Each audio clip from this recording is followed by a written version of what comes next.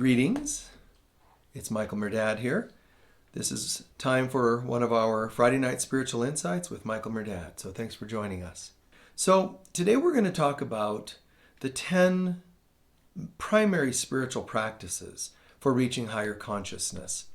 And this is important to understand because I want to make this clear that when I say it's the top 10 spiritual practices, that's only true for reaching higher consciousness. In other words, some people would say, I need 10 practices for becoming a yoga teacher or 10 essentials for gaining better health.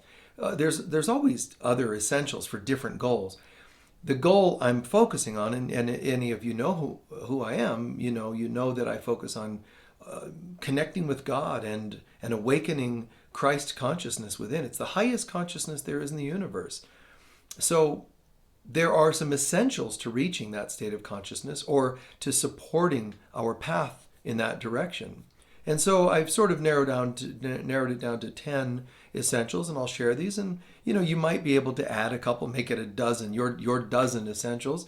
But it's kind of nice because I hear when people are on the path, you so often hear somebody's reading, somebody's doing classes, somebody's doing this, prayer, meditation, pranayama, yoga, weight loss, and so many things people do, that it starts to get confusing because, I wonder, does anybody ever say, well, wait, which things are for me and which ones work? And how do I know which ones to do that other people are doing? And so what happens is people just kind of hit and miss, and they just sort of end up, it's kind of hodgepodge, like they might do this, they might do that, and then a few years later, a few weeks later, whenever it is they get bored, they try something else. There really are some essentials that you should stay steady as she goes. You add a few things, subtract a few things, fine. But really, there should be some essentials that everybody maintains. And they should be fairly consistent between most of us, at least those wanting to, really connect. Jesus tells us in A Course in Miracles that you could do anything to reach enlightenment. In other words, you could learn to deny the body so you can awaken your awareness of the soul. How to deny the body. You can lay on a bed of nails, fast forever, hang yourself upside down, all kinds of things that very highly disciplined yogis in the Far East and wherever else they may live, they do these things. And Jesus says, you could do that and you'll eventually gain something because anything that you set out to do will have some amount of an effect. He just adds, but it's very tedious. In fact, it's kind of painful, a lot of these things, but very tedious, he says, and time consuming. So there are ways to more directly awaken, ways to kind of more directly connect and make progress. So that's what we're going to be, looking at here. But it depends on your goal. Again, your goal may not be really about, higher consciousness. It could be, I just want to get more grounded. Then there's some other very cool essentials that you should work on. And the ones I'm going to give might help you with anything. Diet, grounding, or anything really, because I like diversity. So I'm not going to give you just meditate 20 hours a day and you'll reach enlightenment. I'm sure that would actually help you reach enlightenment, but nobody else around you would like you because they never get to see you, and you wouldn't remember to pick your kids up at school, so that wouldn't go well in the relationship. I really believe the things I'm sharing are very practical and somewhat diverse, well-rounded, but really still it's focusing on creating, the primary focus of my work really, creating a more direct, profound connection with God, just a more advanced, higher level of consciousness. And that is to say, not just your level of consciousness, but our joining with God. You would think that's the same, but it's not, because there are ways for people to pray and, do breath work and do all kinds of things that sort of could teach their mind to discipline. They could be masters of intellect or knowledge or even mind power, but not necessarily closer to God. Look how many people are into the manifestation techniques, and yet they're not closer to God at all because they don't know how to co-create. They think co-creating means you're lowering your level because it sounds almost dependent on someone else. The truth of the matter is when you are trying to individually create your own reality, no coming from God, no connection from God, no spiritual inspiration, you're actually completely disconnected from all that is true and real. So you're already sort of a codependent, because codependence can involve overly enmeshed with people, and it can also be overly pushing people away. That's still a form of unhealthy boundaries. One is no boundaries and one is excessive boundaries. So, you're sort of in the same pot with the others that you're trying to be unlike. So co-creating with God, on the other hand, is not a codependence, because having a healthy dependence on our source, creator, God, is not at all a codependence. It's a healthy dependence, and the only real form, the truest form of healthy dependence in the entire universe. So just something to think about. So I'm going to move along and say the first item, and this one, they're not necessarily in a perfect order, meaning they change a little depending on who's looking at this list, but and depends on what's most intriguing to you. But really, all of them kind of have to be done anyway, so it doesn't matter. But I am putting the first one as an importance of priority, because the first one is daily communion with God. That means prayer and meditation. So we get to group those into one.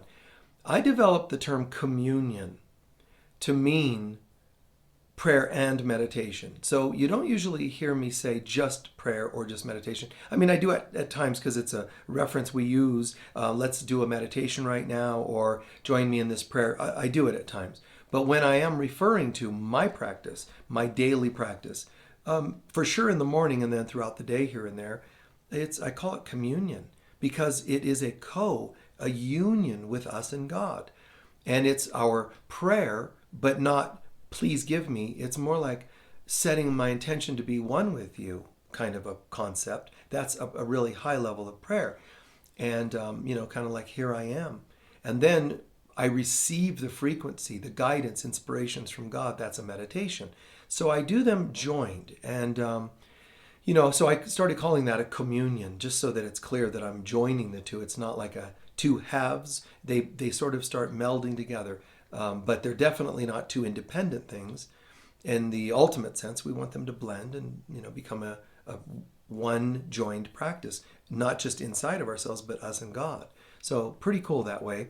You can go on my website, and it's along the top. There are tabs. One of them, we're actually going to make an update to this, but under teachings, you can click on teachings, and then further down, you'll see what's it called? Downloads. And then when you open downloads, there's a free download called Daily Communion. So you can just download this and practice it. Please do. It's simple few steps, but do them definitely in the morning. Secondarily, if possible, at night when you first wake and just before sleep. And then if you remember it during the day, practice that a bit. But really, for sure, in the morning, that's the first priority. Okay? That's our communion exercise. There's no better way to start your day than joining with God. You're essentially plugging in to guidance, inspiration. You're creating an insurance of the day going likely well. So, do check it out. Consider, and if you don't follow the one I've printed and that you guys can have for free, do your own. Anything you do to connect with God would be ideal, would be just superb. So do something to start the day with God. I call that waking up on the right side of your head, or waking up on the right side of your mind, okay? The second thing I would say, which can be included just before or just after your communion if you want, or anytime during the day, I highly recommend everybody get used to just feeding your soul with spiritual inspirational material. It can be brief inspirational material, or it can be lengthier, but totally find yourself some inspirational reading, like Daily Word that Unity Worldwide puts out, the Science of Mind bulletin, or monthly booklet, or whatever it is. You can find inspirational affirmations in there. And then you've got God Calling, which are these two gals in England channeled many years ago in the early 1900s. I think it was during World War I or that era, close to that. They just channeled these inspirational daily messages from Spirit. And it's just so cool, but it's called God Calling. Those are really nice. I do those quite often. And then there's Jesus calling, kind of a Christian gal, I guess it is, but who channeled that. But, Christians would say the Lord gave them these messages, but they would never use the word channeling, strangely enough. But that's okay, because the material is more important. The message is more important than the messengers. So Jesus calling is really beautiful. The God calling has more of a little bit more generic as to who is giving you the messages. The other is clearly going to say Jesus. And there's only a few passages that sound a little bit Christian, that in ways that, you might not connect with very well. But for the most part, there's only a couple. And it seems generic enough to where any person of any faith could really read it, because it's spirit. Whether you want to think it's God, the Holy Spirit, Jesus, or whatever, it's a spiritual presence that's saying, I'm with you, and let me guide you. Here's some suggestions for today, like discipline or lessons for today. So it's just something to check out. I'd highly recommend it anyway. Then I would say 3, create an intimate relationship with God or the Holy Spirit or Jesus, whatever term would best suit you, or Christ, but create an intimate, now I want to explain, an intimate relationship. In other words, hello, Lord, or hello, here I am, Mother, Divine Mother, that's the Holy Spirit.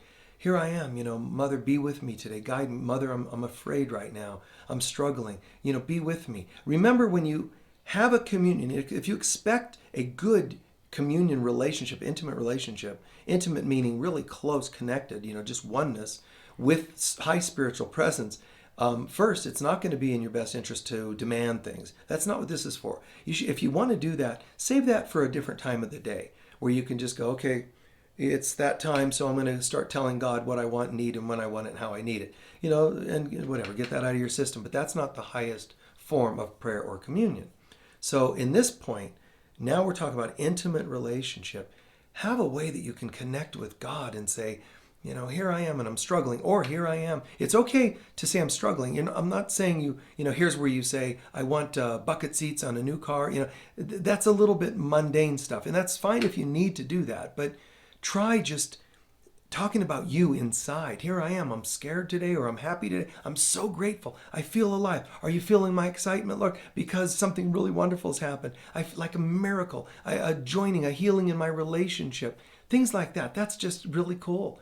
And get excited, and you're sending joy, like a thrill through the universe, through heaven and the universe, to say a child of God is happy today. That's a really kind of cool thing, but it's a rare thing, believe it or not, in this world and in this day and age. So share your love, your life, your light. Talk to Jesus, the Holy Spirit, whatever one or more that you decide to connect. It really doesn't matter, guys. They all copy each other on all the memos, so it's not like, oh, dang it, I sent that message to Jesus. That was meant for the Divine Mother, and they probably didn't get it. Jesus is holy shredder, it's like, it doesn't matter, guys. It's all God. What could matter is if you just go to your deceased relatives. Hey, listen, Aunt Jessica, would you mind taking this memo because I'm unworthy of going higher up than you? Giving a semi-mundane, a semi-physical being, they're just passed over. They're just dead humans. They're not like enlightened. So to give them something and say, take it to the higher realms, really it's wasted. But it's not that the message can't still be known by spirit. It's that you decided you're not worthy or capable of giving it to God. So it's still, you're sort of self-imposing these barriers, and I just don't recommend that. The lowest I would go, strangely, if I use that word, would be angels. Angels are messengers of God. I'm okay communing with angels, but I personally let them bring messages from God to me. I don't commune that much where I have dialogues with angels. I'm not trying to sound arrogant, but they know me. They know what I'm doing, and I know what I'm doing. So when I'm doing something, they're on the ball, and they're just giving me messages, and I'm appreciating the love, support, guidance. I don't ask for business cards from them. I don't care. They're just doing God's will, and I don't try to deify any of them. Archangel Michael, I get it. I know how to commune with Michael. I know how to commune with Gabriel. I get all that. That's really cool. I can use their strength to enhance prayers and meditations that I'm doing at any time. But I go to God and I let God decide which of them will do what work. I don't decide, and I don't let them come and tell me what to do per se. I let them get guidance from God, and that way I'm getting my guidance from God, my messages from God. And it must work to some degree. Now, mind you, there are people that pray to angels, to their aunt, Betsy and whomever else, invisible helpers and whatever. I think anything that people do that happens to feel like they're closening their relationship in some way with spirit or the spirit realm, I think it's generally pretty cool stuff. It can also be, dangerous in some ways, because when you try to give authority to beings on the other side, remember the other side, there's lots of other side. There's many layers, many dimensions to it all. So, you don't just want to crack out a pendulum, start swinging it and say, hey, if anybody's floating around, for all you know, you're dialing 1-800-666-HELL, So, you don't just throw that out there and say, hey, anybody out there? Because usually the ones that most would be interested in humans that would just so flippantly open themselves up would not be the most benevolent beings. It's the malevolent beings that are like, hey, look, an irresponsible human who's looking for exciting kinds of stuff. So they come in and sometimes immediately dark, but sometimes messing with you, pretending to bring you light energy and not at all. And they just turn on you because they're just the ego in one of its most gruesome forms. And so it's not worth it. So just go to God, man. I can't say that enough, really. But, please understand, it's a simple statement, but do go to God and encourage people to go to God. Let Christians, Buddhists, everybody see an example of somebody who stands in the light, a column of light, and communes with God. Step one of today, as I said, inspirational readings to kind of keep me in the right state of mind. But now I have a relationship with God. I know how to, to believe and to center in and know that I'm worthy to speak to the Divine Mother. She's part of my Creator's consciousness, and she's watching over her children. That's us. So I can call upon her and know that I'll be comforted, especially internal things. External things, sure, but seek first the kingdom which is within, and the rest which is without will come to us. So consider that anyway. Now, item number 4 is going to be similar to 2, inspirational reading, but I would suggest splitting off A Course in Miracles. Now, it's not for everyone. It is for everyone, but not everybody knows that or understands that. So it ends up not being for everyone. Now, why did I split it off from number 2 readings? Because number 2 is a little bit more like shorter readings or simpler, direct readings. A Course in Miracles is a consciousness shifting text workbook and manual for teachers.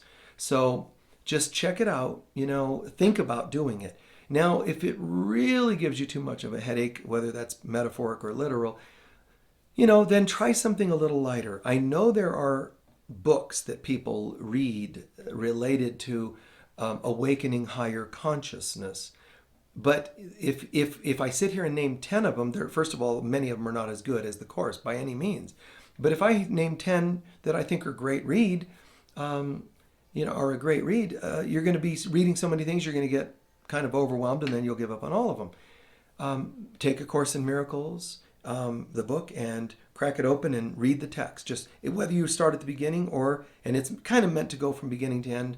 I know that sounds like an obvious thing, but it's not, because some books you can skip around. It's meant to be beginning to end because it's slowly training your mind. It's not just a book.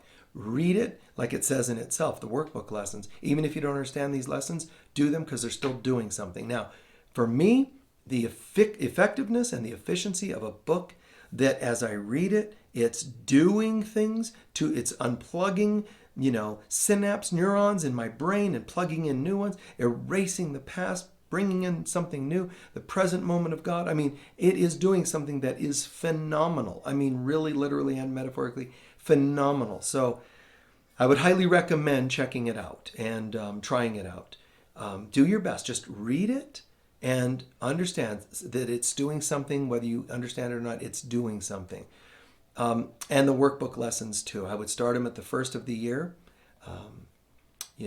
Some people say, oh, no, I've already done it the one time, you never have to do it again. That's not true at all. But start it at the end of the year, every year or every other year, whatever you're comfortable with. And you also have God calling, Jesus calling to fill in the little bits here and there. But A Course in Miracles, man, boom, just like that is Jesus coming to the earth, Christ consciousness coming to the earth, plugging into something called a book, filling consciousness into the cover of a book and saying, look, that book is holy. I mean, this is designed to be a download of consciousness. And so it could do wonderful things for you, but check it out. If it's not, be careful what else you try. There are some other books, that are good, good channeled material, sometimes very high material in some respects. But so for me, if I say, well, there's some others, could I recommend them? There are some where the authors are a little shadier, a little weird backgrounds, or ones that I've known personally, and I think the behaviors are very incongruent to the spirit of the book. So I don't bother. The book might be okay, but it's just not even worth bothering when the other stuff's too much in the way.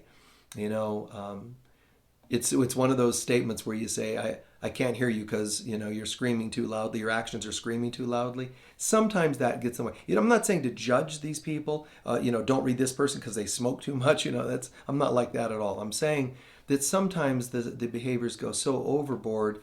I say to myself, I'm not going to lose out. I just read A Course in Miracles. And the Course in Miracles author was a bit of a tense woman, but she stayed out of the book. She didn't advertise it. She didn't benefit from it. She didn't associate herself with it. She's like, look, I'm a human being. That book's that book. Check out the book. There's not a lot you need to know about me. And I thought that was pretty cool. Edgar Cayce had that same level of humility. He didn't really want himself mixed in, which is why he didn't write more than a booklet or so himself. The others were written about him by people, but he didn't write books. He sort of didn't know how to associate himself with the material properly. He didn't even know what the material was or where it was coming from. So, he knew it was spirit, but, he didn't quite understand it all, nor was he trained in any of that thinking.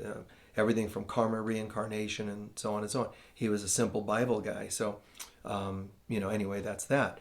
If you look for other books or suggested reading, you'll hear me talk about things online, when I do talks. Recommended reading, I mean, just powerful reading. If I had to say a few books only, Course in Miracles, yeah, I would say some of you really dig the books I've written, but I believe The Aquarian Gospel of Jesus the Christ by Levi is just an incredibly powerful and deep book.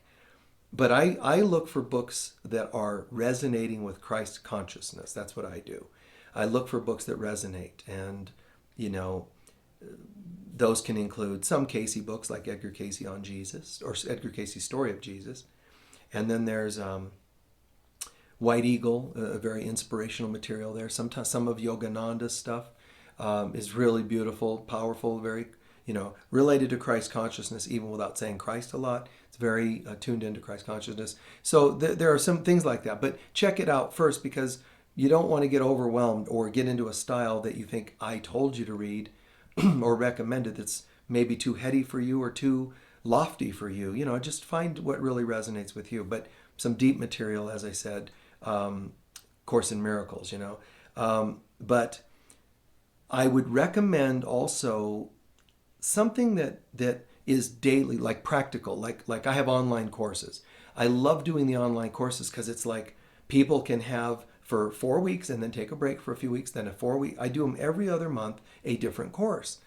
And so it's kind of cool because it helps people connect with different topics, but it also gives them an underlying theme of connecting with God and awakening Christ consciousness under every topic. Even when I teach or taught awakening, sacred sexuality, how to be healthier in relationships and intimacy, still people thought that's what I was teaching, by the name. But underneath it all, there was God, connecting with God at a deeper level, and awakening Christ consciousness. Sounds really strange, that you would think somebody would be relating to that God and Christ consciousness in a sacred sexuality lecture or something. But I bring God into everything. That's just the way it is. That's the way it'll always be for me. Okay? So I would say check out some online courses. Don't get deluged and don't get, sort of sold on them. Like there are some that are just, somebody who's only been teaching for a few days and they're like, hey, I'm great. Be careful, check out the teachers if they're right for you. Watch some of the videos of theirs. If they don't have any other than ones you have to pay for, don't do it. I have hundreds of videos that you could learn lots for just for free, and I'm not selling you on that. I'm saying you could at least see if I resonate with you. When I have people say, I'm going to drag somebody to one of your workshops, Michael, I'm dragging somebody to one of your Sunday services, Michael, I'm going to make somebody watch the online courses with me. No, I'm not looking, I'm not like one of those preachers, ministers, rabbis, and so on, the mainstream world that wants more people, to add to my flock and get more money. And I'm not into that at all. I'd rather have 10 people that are dedicated, that could barely afford paying anything, but they, in other words, they can only donate so much, but they're dedicated and they're really deep thinkers. I'd rather have 10 of those than 1,000 people who can, pour money on me, but don't get it, don't like it.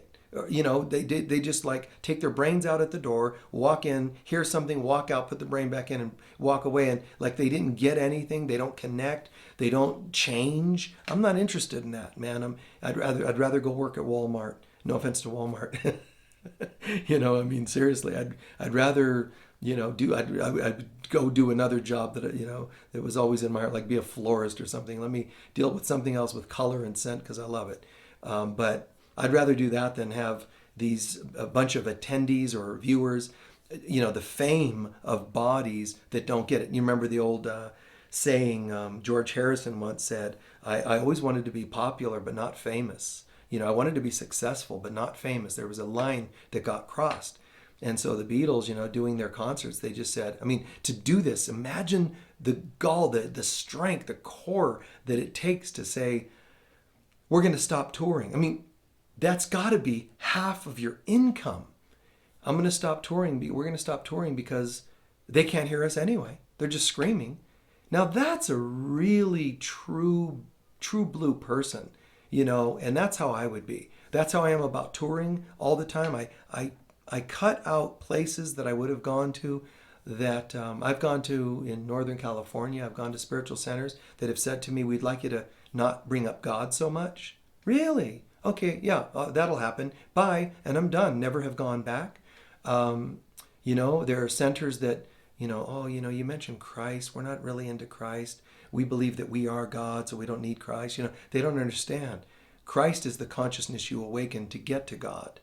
Without it, you do not go. That's what Jesus meant by only through Christ can you reach the Father. He meant it. You can only get to heaven that way. He meant it. That's the way it is. And he meant by awakening Christ. So these people that say, we don't do the Christ thing, it's just kind of lame. It's just ridiculous. And they don't understand. So they're going to have to come back 1,000 more lifetimes till they can open their mind to understand what that means instead of staying petty in their little, heads about what it means and their opinions. You got to let it go and understand that there's the divine in us is called Christ. There's nothing religious about it or ultra fundamental Christian about it. It's just that's the divine in us. So, I just say to people, hey, you know what? Get some online courses, awaken. I call it feeding the soul. Watch my Sunday services if you'd like. Feed your soul. Watch mine or somebody's. And you guys know, if you know me, I've recommended go and see some other people. Try it out. You might like Joel Osteen better than me. I wouldn't recommend all TV personalities or internet personalities because some of it's really shallow or some of it's really heavy, dark, hate stuff. But by all means, connect with a teacher.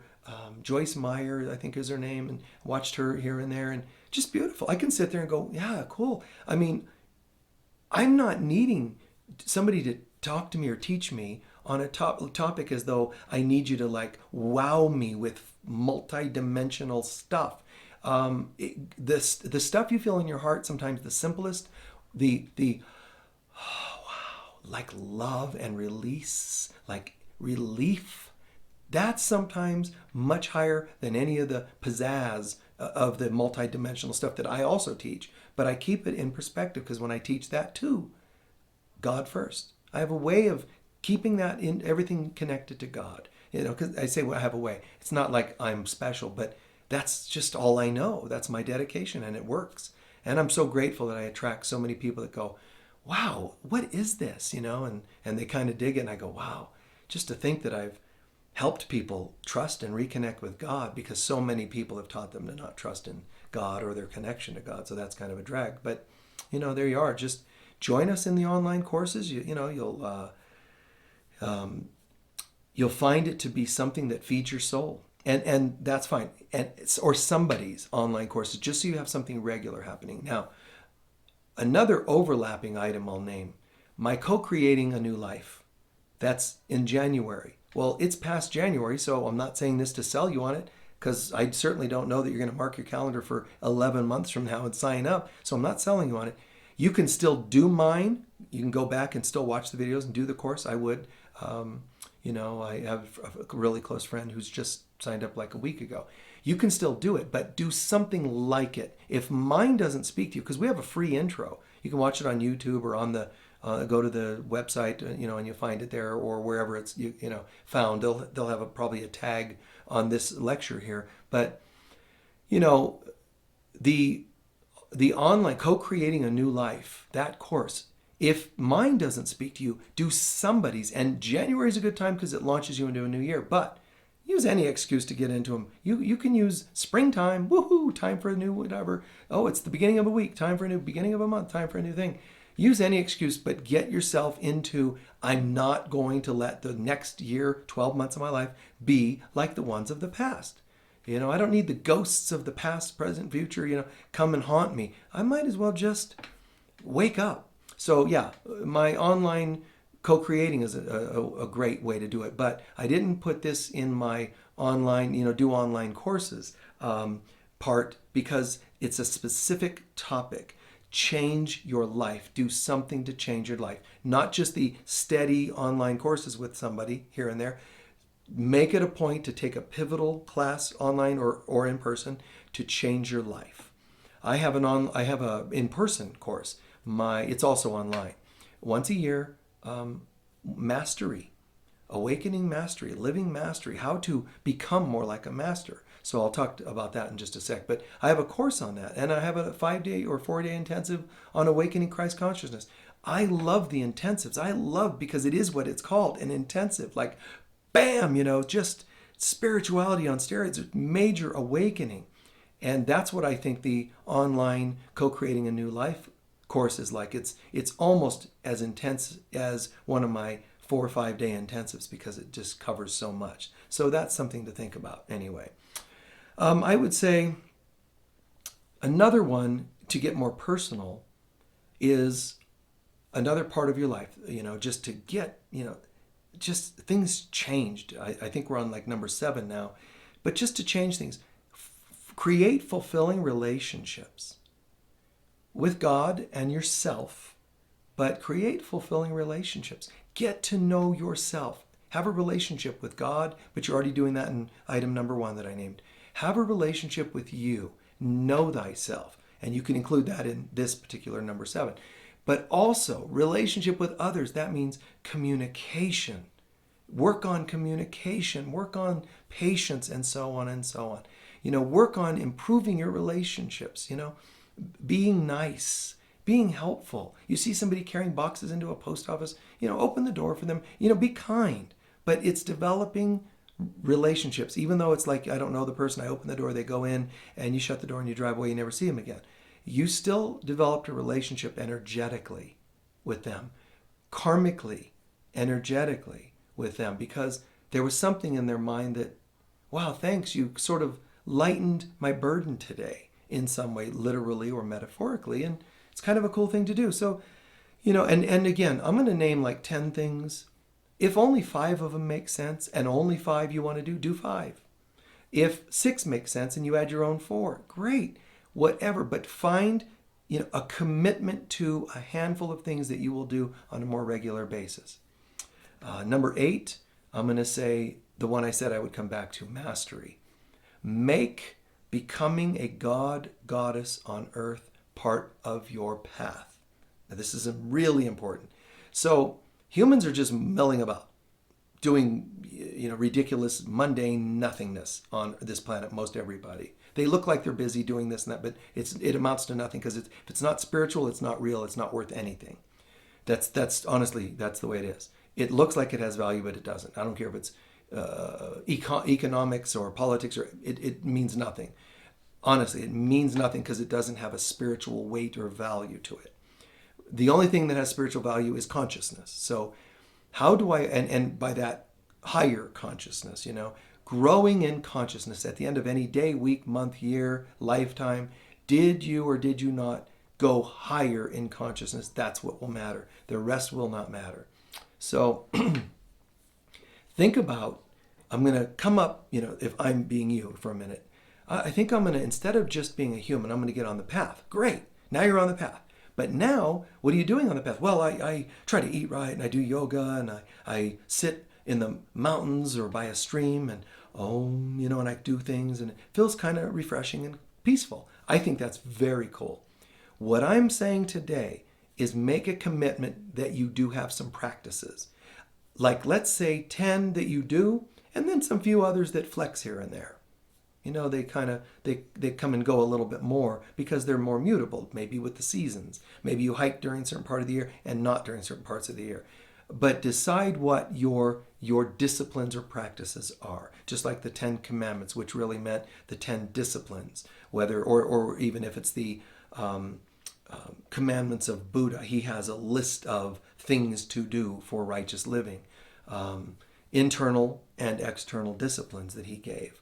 It's the same thing. He's saying, make a commitment to some things. I never do that. I'm sharing 10 mutable ones, changeable ones, but I never say, here's the Michael Mirdad thing you have to do. I never want to be somebody's preacher like that, somebody's guru.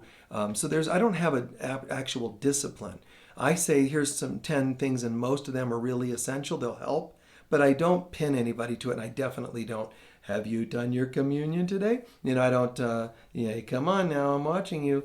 I don't want to guilt people into things or push people into things, because truly the Course, as one of my notes, one of our points here, I think it was number 4 or 5, A Course in Miracles, might not be for you. I'm not going to say you must do it or else.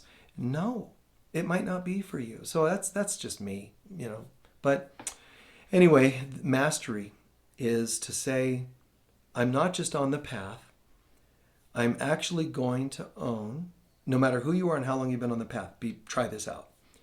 I'm going to own that there is a word or two that represents who I really want to be now, meaning vibe-wise. I want to access love, peace, happiness. Let's pretend it's peace and happiness. So would you like peace and happiness? Yes. How are you going to get that? Well, I don't know. I'm told probably I need to eat better. Is it going to a gym? What are you going to do to find more peace and happiness? Well, in your communion, you'll be calling those words into your being and becoming them. But that's number 1 in our list here. But now we're at like number 8. And so that would be time to say, I'm going to start living this. Mastery. Mastery means that you're like a god or goddess whose name is. What are you the god or goddess of? I am the goddess of peace and happiness. That doesn't mean, you actually expect people to walk down the street and say, oh, it's the goddess of peace and happiness. What I'm saying is, start acting like it. You want to call in peace and happiness number 1 on the list, but act like it. That's what mastery means. It means becoming a god goddess. Become the god goddess of your words. Show the world that you are the embodiment of that. Yours might be creativity. Like, I love painting, I love poetry. Then you are the god goddess of creativity. Prove it. Wear it. Be it. It should be in how you look. Creativity should be in your eyes. It should be out the words of your, that come out of your mouth. It should be, even your hair should have some element of uniqueness. Like, I'm just creative. You don't see the goddess of, in Greek mythology, the goddess of peace, let's say, with armament, like I'm ready to go to battle. Peace. You don't see the god or goddesses of fertility looking anything to be the opposite. It's the god of war doesn't look like something else. gods and goddesses representing joy or happiness or whatever. So be true to whatever words you're going to choose. You have to be that thing. And if you're not going to, then change your words. What you don't want to do is say, I'm a life coach whose life is completely messed up. This is a metaphor. This is an example of what I'm trying to lead to. You better watch for hypocrisies in your life, because as you grow spiritually, the bar gets raised as to, hey, who are you? Well, I'm not much. Well, then the universe doesn't expect much. When you say I'm going to be a strength, powerful force in people's life, I'm going to show people how to live properly, and then your life is all messed up. It's not a good idea. Karmically, energetically, it just weighs heavily on you. I don't recommend that. Instead, I would say, what do you really feel like you want to be and attain, and that you think you could somewhat easily, not completely easily, but somewhat easily step into that. And then, off you go. That's why when I teach, people say, where do you get like this? Or how do you know? And how do you feel so confident? This is exactly what I'm saying. I teach what I teach, and I have my own word or two that is my resonance, and I am that.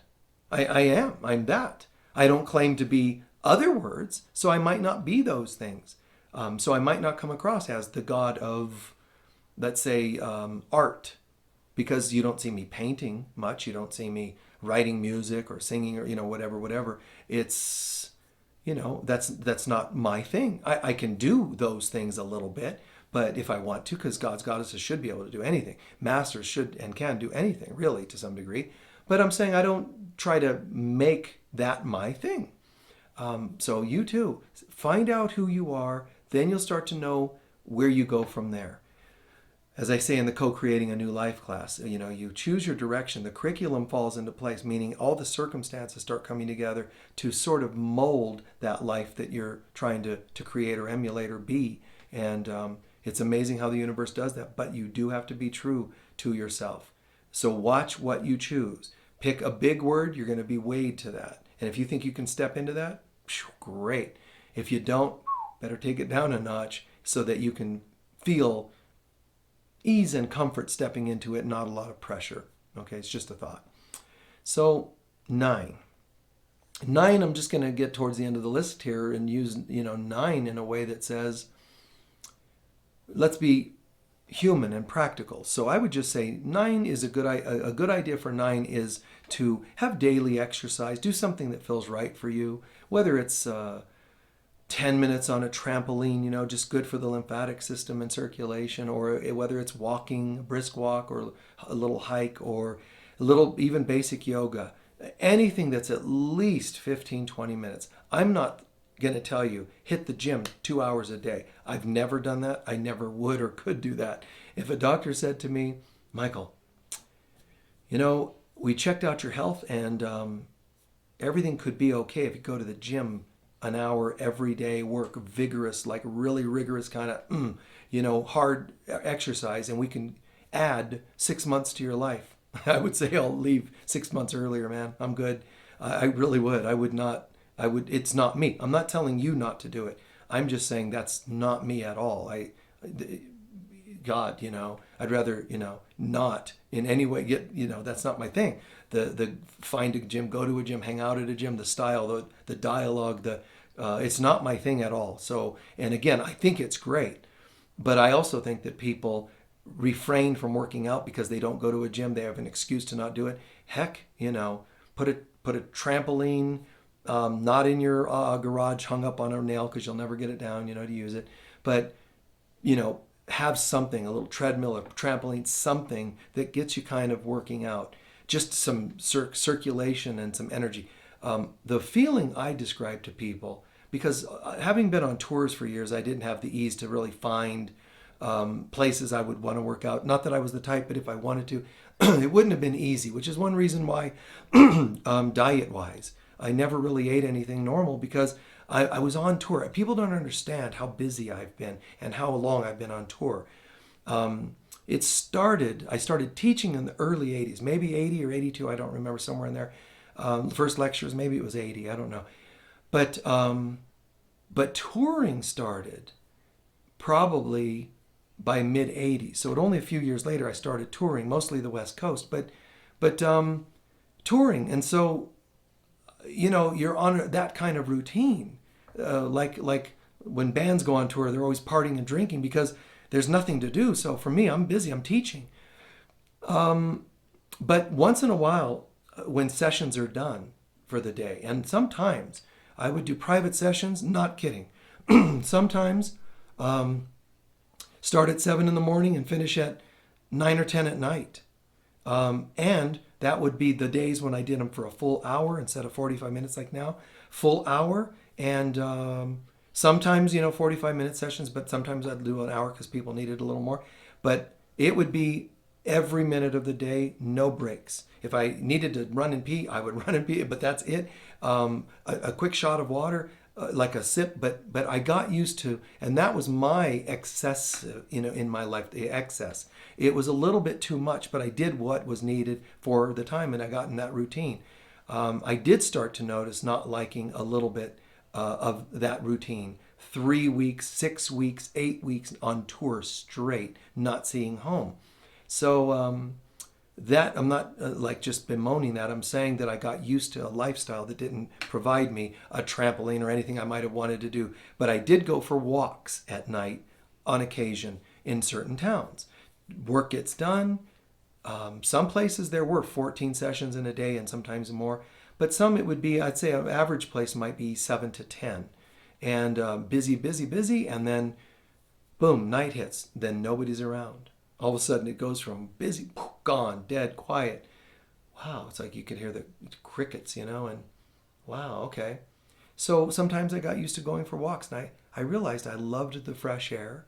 I loved sometimes the brisk, vibe at night, So I kind of liked that. In other words, all that little speech was about saying, find your way, even if you're busy, find your way to have your outlet of some form of, we'll call it exercise for lack of a better word. But I always thought of it as I could feel chi moving. I could feel life, energy, blood flow. So a little basic yoga can bring that about, trampoline, or, do something. Just do something for an overall, it'll be an overall benefit. And as part of number 9, let's also consider, find a diet that works for you, a healthy regimen that works for you, whatever that may be. I know that yours is different than mine. Mine's different than somebody else's. Really, they're all different. There are weight loss diets. There are healthy diets, preventative diets. There's different kinds. Just do something that represents your version of healthier, whatever that may be. Now, it's your version. Now, somebody's going to say, yeah, but Michael, you don't eat a lot of the normal foods that healthy people eat. I don't eat a lot of the unhealthy ones either, believe it or not. And remember that.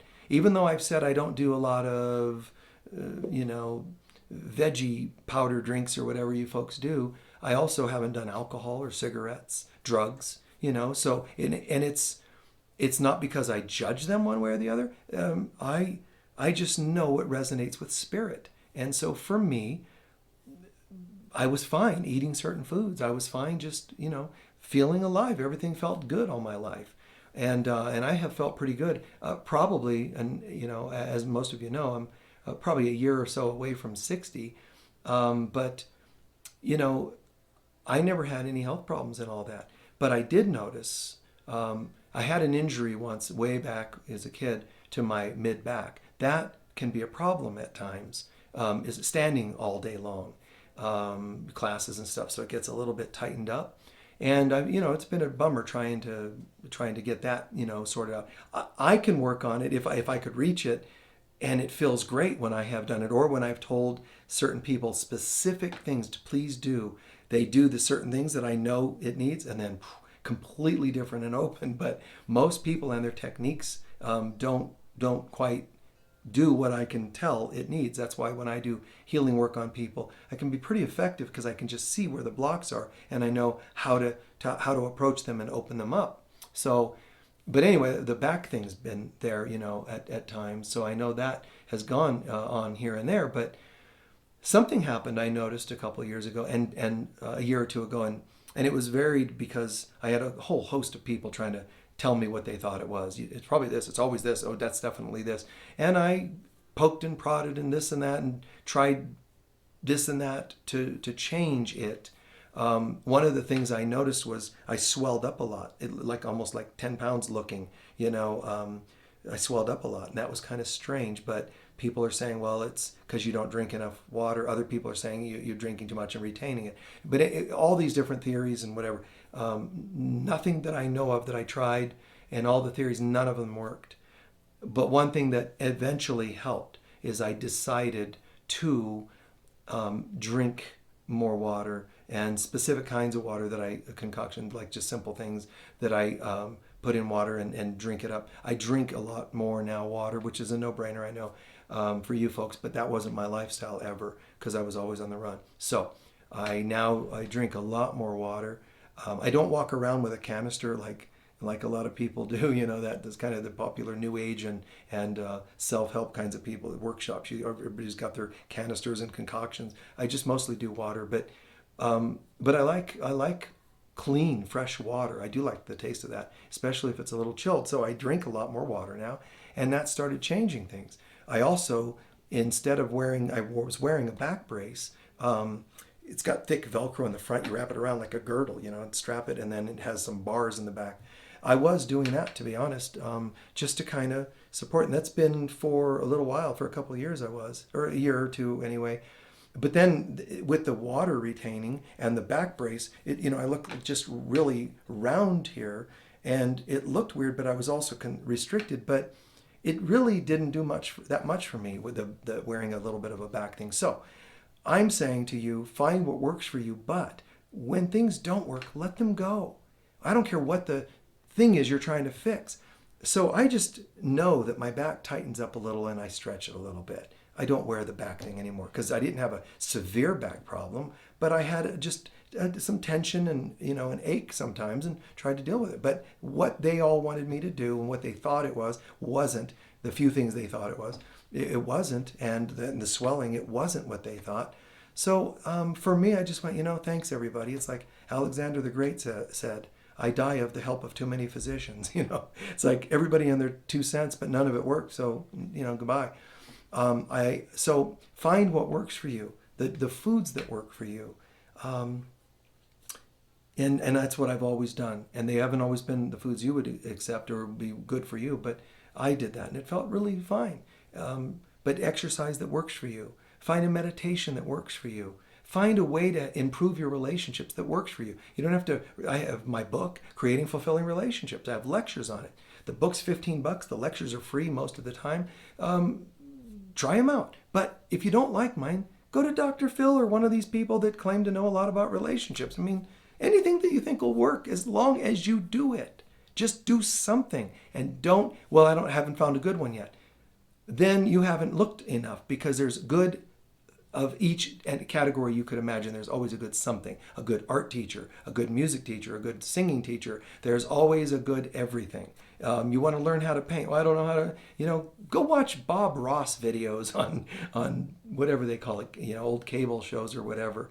That's the guy with the fuzzy hair and the real calm demeanor.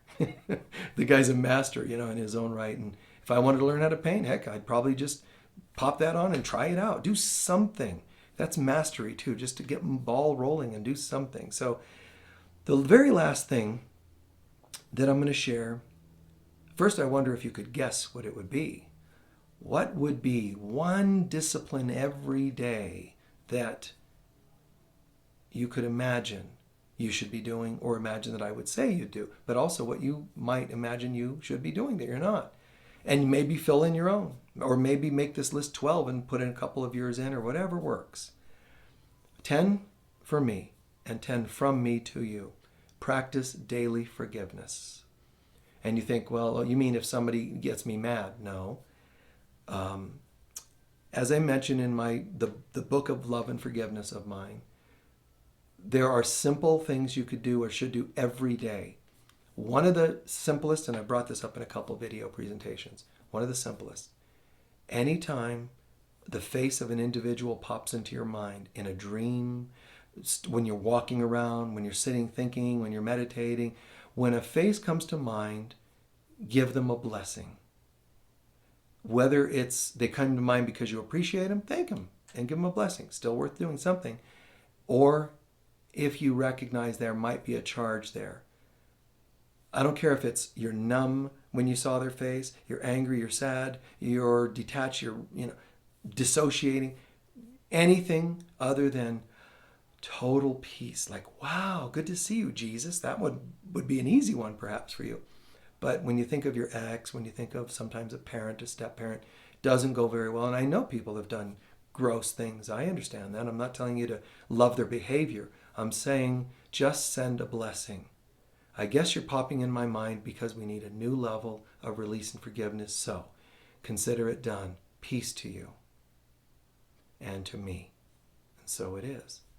A simple thing like that. When Gandhi was shot by an assassin, unfortunately, it's an interesting thing. I'll just throw this in there just to explain what forgiveness looks like and what profound consciousness is like. I don't agree with everything that all human beings do. Some people say, oh, Gandhi had some flaws, some character flaws. Martin Luther King had some character flaws. Yeah, I understand. We can find that about everybody.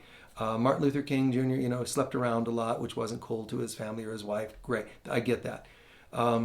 We're challenged. All of us are challenged to be human. We have this spiritual kind of frequency coming down, and then our humanness kind of, butting up against it, and it kind of gets weird for us.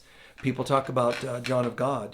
John of God's got a little bit of a scandal going about things. I mean, there's some stories that are way blown out. God knows if they're true or not because they're so wild, and they may be true.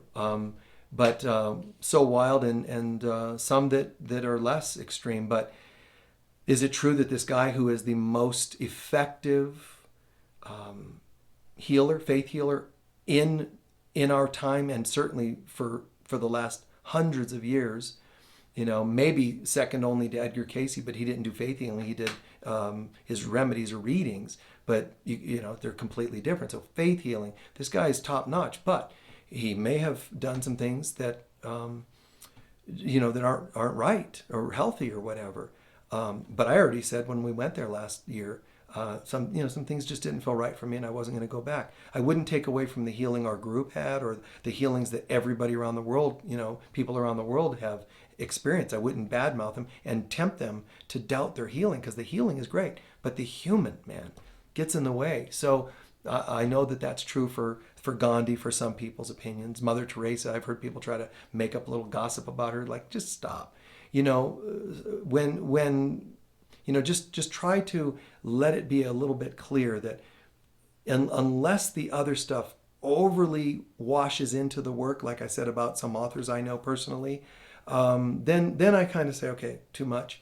So you have to just figure out where to draw the line. But certainly don't draw the line on something unless you know that it's actually true. Don't draw the line based on gossip, please. But Robert Kennedy, you may not like the Kennedys, but Robert Kennedy, when he was shot, I think it was the only words that came out of his mouth from the moment after he was shot to the moment he passed away was, is everybody else okay? And that's what I need to be when I grow up. That's what I need to be like. When Gandhi was shot, he turned to the person who shot him. It's said, from according to the witnesses, that he put clasped his hands together and just said Shanti, Shanti as he fell to the ground and died. Meaning, peace to everybody, and a blessing. That's what I want to be like when I grow up. I being any of us with a decent conscience. I want to have the courage Martin Luther King had when he was threatened to not continue his ministry. I want to have the selflessness to say, is everyone else okay, when it comes to worrying about one's own mortality or whatever. I want to know to be able to say and affirm peace to people and to the world, even when they've seemingly caused harm to me. That's the ideal consciousness. So connect with God every day, and that would happen. Those kinds of words would come out of your mouth at unexpected moments. In my private moments, I make jokes and things like somebody does something, I'll say, oh, humans, and somebody hearing that out of context might think, oh, Michael really is an angry person, or he's impatient or whatever. because I'll make comments. Generally, I'm kidding, but I'm venting like frustration. But I'll say it in a funny way, like, God, these humans. But if somebody heard it and didn't know the context, I remember one time I said something in a health center, and under my breath, I said, "Oh, you people," and there was a person there that thought I meant their particular race or something. They said, "What? What'd you say?" I said, "You people." And then it takes me a minute to catch up because my brain doesn't think in the ridiculous way sometimes as other people. So I'm like, what? What do you mean? Oh, you mean your people?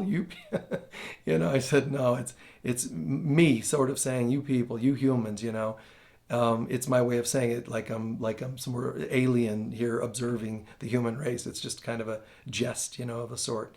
But to be connected to God as often as we can, be starting with our day with God and having more of an intimate relationship with God, developing better relationships, practicing, nice daily inspirational reading of some kind, yet some deep study like A Course in Miracles, having a better health routine.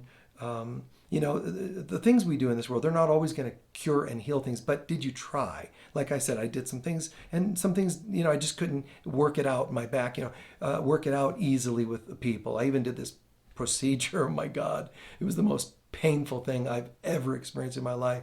I gave it a shot once, and boy, and I wouldn't do that again, especially since they were trying to jab something in my back, and they hit a nerve and possibly damaged a nerve that runs the back all the way through the body.